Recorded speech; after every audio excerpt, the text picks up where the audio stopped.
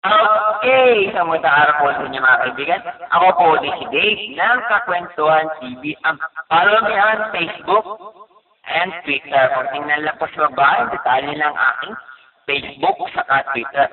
Post na po kayo ng one word, one sentence, or quotation. Kaya naman, na pwede at usapan at pagkwentuhan. Problema mo, problema ng magulang mo, or problema ng kapitbahay nyo.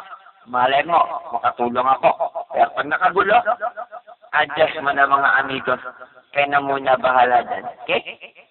At nanggaling po itong topic natin kay Kuya. Hindi ko lang papamitin niya pangalan niya. Baka madali po tayo bigla tayong sugurin ng mga mga alien dito. Ito po yung paksa na dinulog niyo sa akin. So talaga, pag nagbibigay ka ng pag-uusapan o pagkikwentuhan natin, English, sa Tagalogin ko na, masyado mo ako pinapanusbid. So talaga, pag nagkita tayo, kunda ka sa akin. Ito na. Love isn't about finding someone you can live with.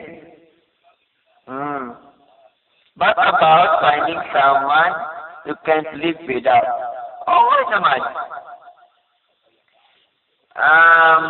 Hindi kadalasan naman tayo mga kwentuhan, hindi tayo hindi tayo naghahanap ng isang tao para makasama natin siya sa buhay.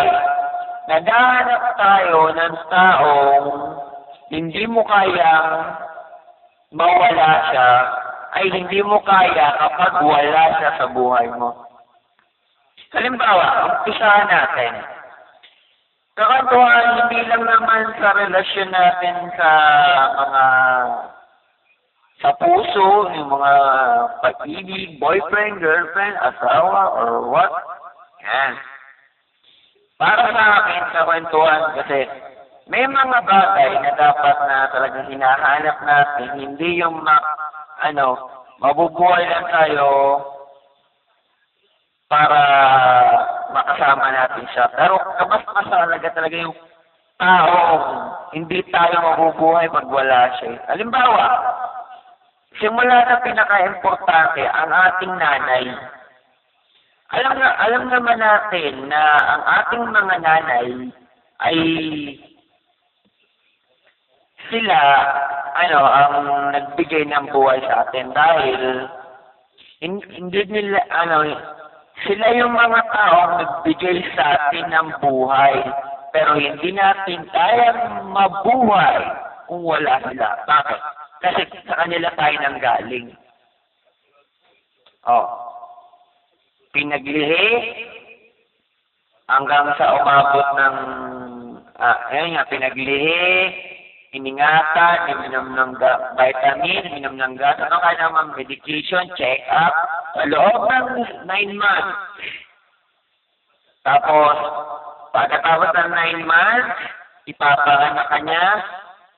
Tapos, kapag naipanganak ka na niya, aalagaan ka niya, pagkitiklakan niyang gatas, papalitan ka niyang diaper, pupunasan ka niya, paliliguan ka niya.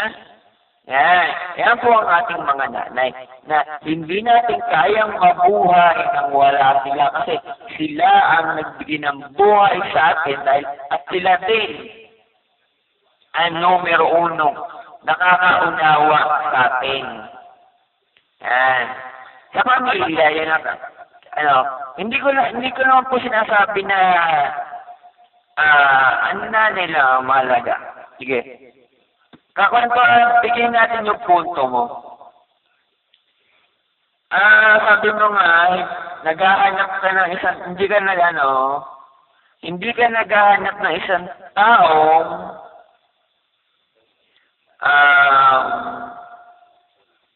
sasamahan mo para mabuhay.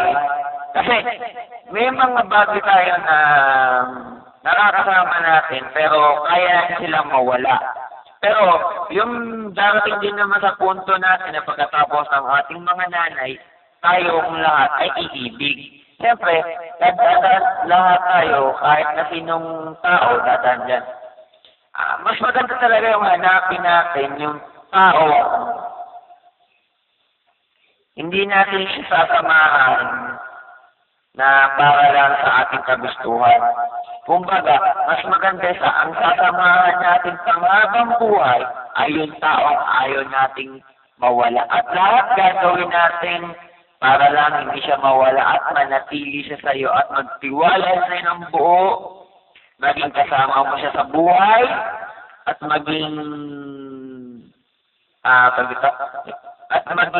kasangka mo sa anumang uri ng unos na tama sa'yo. Kasi kapag nahanap mo yung taong hindi kayang mawala ka,